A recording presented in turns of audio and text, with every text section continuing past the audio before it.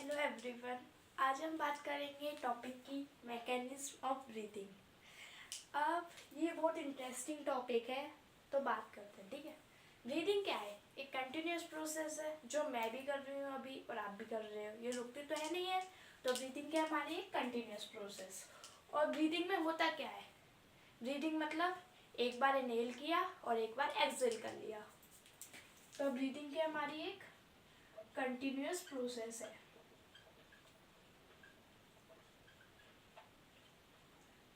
और इसी ब्रीदिंग में क्या होती है? दो प्रोसेस। पहली होती है इनहेलेशन, जिसमें हम क्या करते हैं? ऑक्सीजन को इनहेल करते हैं।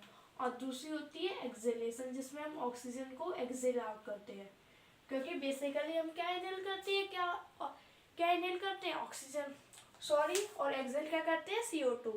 क्योंकि ऑक्सीजन एब्जॉर्ब हो जाती है और जो वेस्ट गैसेस निकलती है जैसे CO2 वो रिलीज होती है। ठीक है, तो ब्रीदिंग तो हमने समझ लिया क्या है, कंटिन्यूस प्रोसेस। और इसमें दो प्रोसेस होती है, इनहेलेशन और एक्सहेलेशन। इनहेलेशन में क्या हम इनहेल करते हैं? ऑक्सीजन। और एक्सहेल क्या करते हैं? CO2। ऑक्सीजन और CO2 की फुल फॉर्म कार्बन डाइऑक्साइड। अब बात करते हैं मैकेनिज्म। मैकेनिज्म माने क्या? प्रोसेस मतलब हम इस ब्रीदिंग की प्रोसेस जानेंगे कि कैसे हमारी इनहेलेशन हो रही है और कैसे एक्सहेलेशन हो रही है। तो चलो बात करते हैं।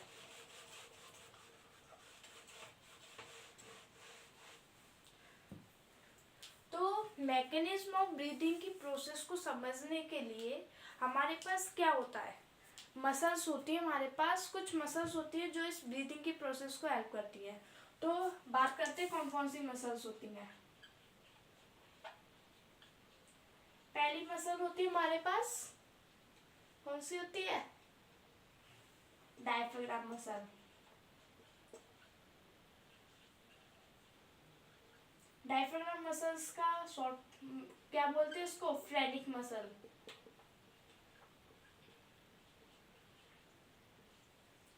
सेकंड होती है हमारी कौन सी वाली? Intercostal muscle.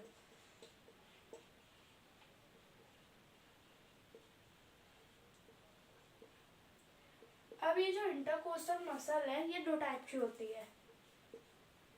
जैसे हम है एक्सटर्नल इंटरनल, बाहर से कुछ और अंदर से कुछ और। एक्सटर्नल इंटरकोस्टल मसल और इंटरनल इंटरकोस्टल मसल।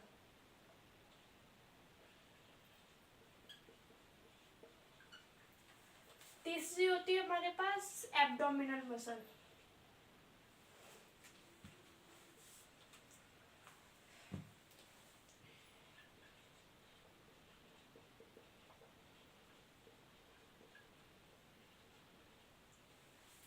अब भाई हमने मसल्स तो पता कर ली कौन कौन सी होती हैं, अब इसका पता तो करें कि कहाँ पर प्रेजेंट होती हैं, कहीं और तो नहीं प्रेजेंट होती हैं।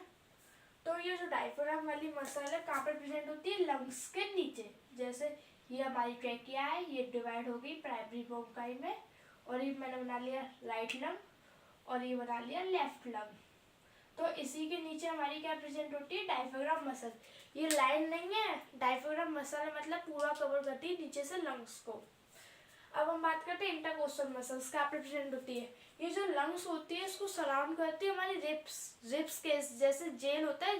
मतलब ये लंग्स मतलब ये मैं हूँ और ये मेरी दोस्त है और हम एक जेल के अंदर है। तो जेल क्या है? एक रिप केज। मतलब ये जो लंग्स है सराउंड होते हैं किसके द्वारा? रिप केज के द्वारा। ये मैंने बना ली एक रिप केज।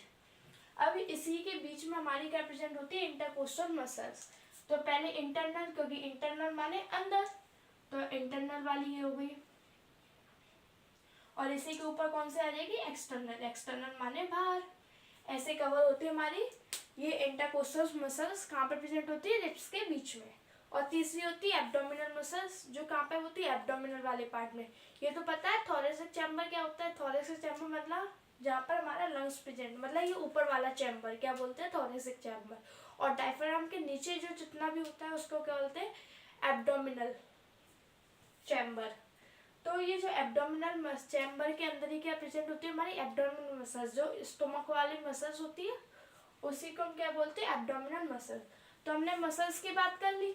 अब हम बात करते हैं कि कैसे होती है प्रोसेस। हमने मसल्स भी जान ली भाई इनहेलेशन और एक्सहेलेशन के लिए। अब शुरू करते हैं इनहेलेशन एक्सहेलेशन की प्रोसेस। अरे नहीं, ऐसे नहीं होती शुरू। इसके लिए हमारे पास कुछ लॉज होते हैं, कुछ लॉज या फिर कुछ प्रिंसिपल्स। तो हम प्रिंसिपल को जानते हैं।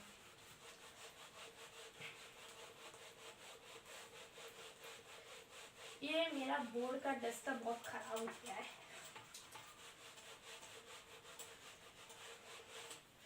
तो हम बात करते हैं प्रिंसिपल की।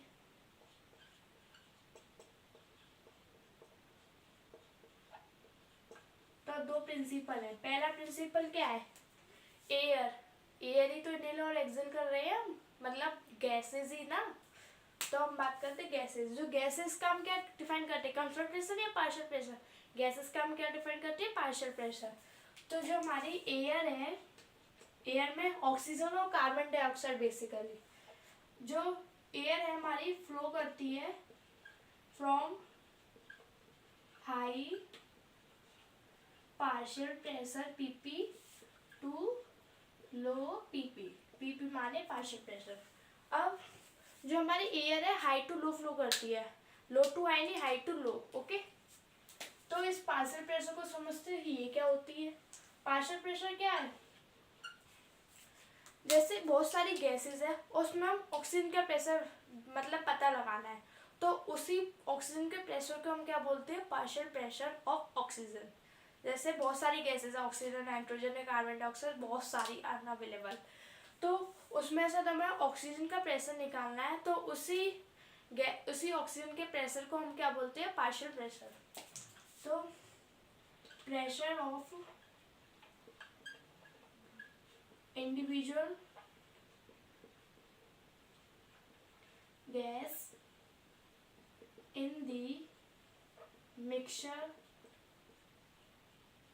Of gases. तो पहला प्रिंसिपल तो हमने समझ लिया। अब दूसरा प्रिंसिपल की बात करते हैं। क्या है दूसरा प्रिंसिपल? पहला प्रिंसिपल है एयर जो फ्लो करती है from high partial pressure to low, और दूसरा प्रिंसिपल भी प्रेशर से रिलेटेड ही है। हमने केमिस्ट्री में स्टेट्स ऑफ मैटर वाला चैप्टर था, उसमें हमने बॉयल्स लॉ पढ़ा था। क्या था बॉयल्स लॉ? मैं बताती हूँ। जो बॉयल्स लॉ क्या कहता है? जो प्रेशर है इनवर्सली प्रोपोर्शनल होती है वॉल्यूम के। P is inversely proportional to volume. ये हमारा बॉयल्स लॉ है, जो अब हम नहीं पढ़ते हैं। अब नहीं पढ़ते क्योंकि सिलेबस से रिड्यूस हो चुका है, पर बॉयल्स लॉ का इधर रूल लग रहा है। तो जो प्रेशर है इनवर्सली प्रोपोर्शनल होता है वॉल्यूम के। अगर प्रेशर बढ़ेगा तो वॉल्यूम डिक्रीज होगा या इंक्रीज होगा? वॉल्यूम क्या होगा? डिक्रीज, क्योंकि इनवर्स रिलेशन आ रहा है। और प्रेशर जो डिक्रीज करेगा तो वॉल्यूम इंक्रीज करेगा। तो ये दो प्रिंसिपल हमने पढ़ लिए, बस इसी का यूज होगा इधर। और मसल्स हमने पढ़ ली, उसका यूज होगा। अब शुरू करते हैं ब्रीदिंग की प्रोसेस को।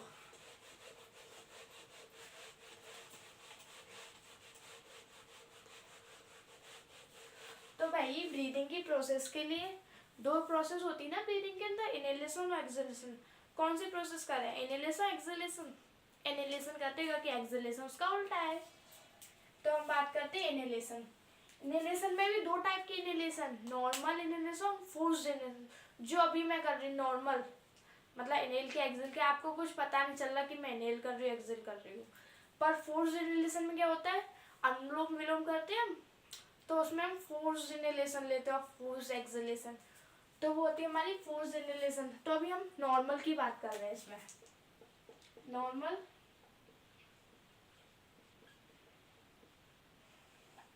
इनहेलेशन।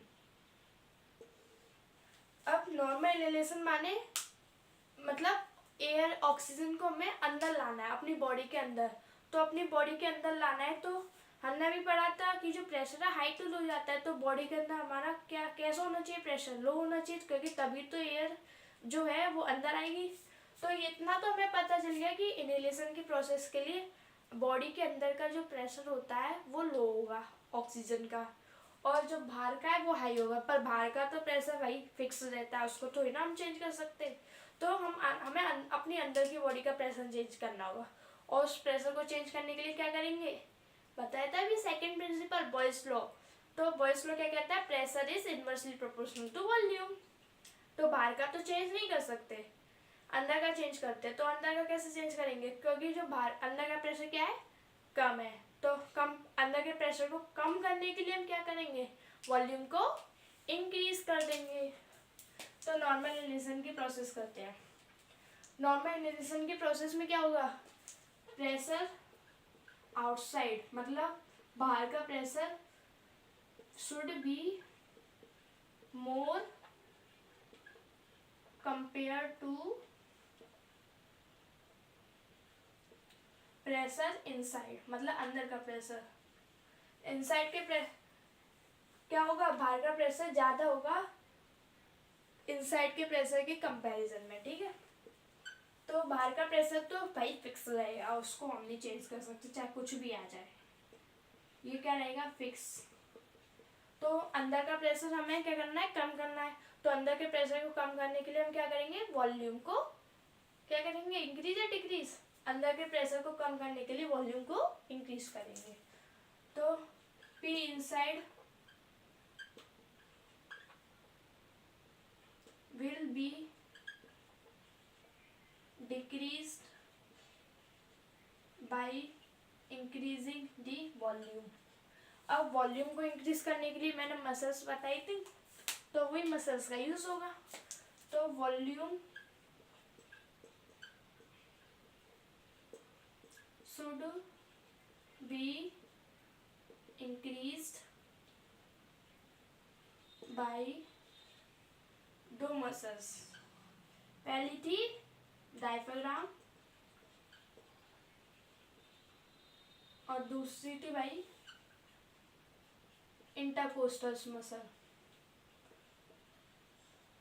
इंटरकोस्टल मसल्स में भी कौन सी वाली, एक्सटर्नल, क्योंकि हमें अभी फोर्स नहीं कर रहे हैं। फोर्स में हमें क्या किसकी जरूरत पड़ती है, इंटरनल इंटरकोस्टल मसल्स और किसकी, एब्डोमिनल्स, क्योंकि जो ये स्टमक वाली मसल्स होती है वो खिंचती है, तभी तो फोर्स्ड इनहेलेशन और फोर्स्ड एक्सहेलेशन हो पाती है। तो इसमें हम कौन सी बात करेंगे, एक्सटर्नल इंटरकोस्टल मसल्स। अब मैं समझाती हूँ कैसे डायफ्राम में क्या होता है।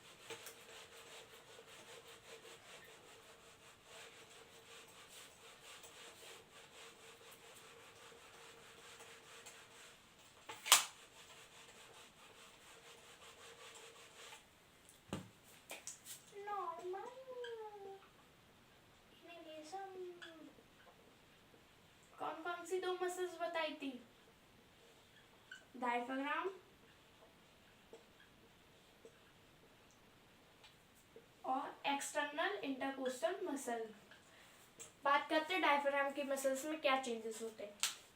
तो हमें क्या करना है, वॉल्यूम को इंक्रीज करना है। नॉर्मल रिलेशन में क्या करना है, वॉल्यूम को इंक्रीज। वॉल्यूम इंक्रीज करेंगे तो प्रेशर क्या होगा, पी इनसाइड क्या होगा, डिक्रीज, और जो हमारी एयर है वो अंदर आ जाएगी। तो कैसे करेंगे, डायफ्राम की जो शेप होती है ये हम पहले पता करते हैं, कौन सी शेप होती है, डोम शेप। डायफ्राम की शेप कौन सी होती है, डोम। अब वॉल्यूम को इंक्रीज करने के लिए हम क्या करेंगे, डायफ्राम को कॉन्ट्रैक्ट करेंगे। कॉन्ट्रैक्ट करेंगे तो इसकी शेप कैसे हो जाएगी, डोम से फ्लैटेंड। डोम से फ्लैटेंड हो जाएगी, मतलब जैसे ये हमारी डोम शेप्ड है और ये ऐसे फ्लैट हो जाएगी, डोम से फ्लैट, मतलब इतना एरिया, इतना वॉल्यूम हमारा इंक्रीज हो गया। तो डायफ्राम में इतना वॉल्यूम इंक्रीज हो गया। और किस साइड से, एंटीरियर पोस्टीरियर, डोर्सोवेंट्रल, कैसा होगा, ऊपर नीचे हो रहा है, डायफ्राम नीचे है ना, तो एंटीरियर पोस्टीरियर से इंक्रीज होगा, तो वॉल्यूम इंक्रीज हो जाएगी एंटीरियर पोस्टीरियरली। वॉल्यूम इंक्रीज तो प्रेशर डिक्रीज। अब हम बात करते हैं EICM की। EICM को भी क्या करना पड़ेगा, कॉन्ट्रैक्ट।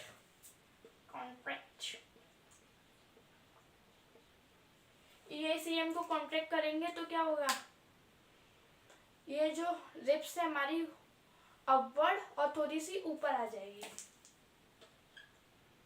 कॉन्ट्रैक्ट करेंगे तो रिब्स है अपवर्ड एंड फॉरवर्ड आ जाएगी। अपवर्ड फॉरवर्ड आ जाएगी तो वॉल्यूम इंक्रीज हो जाएगा। वॉल्यूम इंक्रीज तो प्रेशर डिक्रीज और एयर हमारी क्या आ जाएगी बाहर, एयर बाहर आ गई। नॉर्मल इनहेलेशन की प्रोसेस हमने समझ ली और इसी का उल्टा है नॉर्मल एक्सहेलेशन। करते नॉर्मल एक्सहेलेशन भी फिर छुट्टी।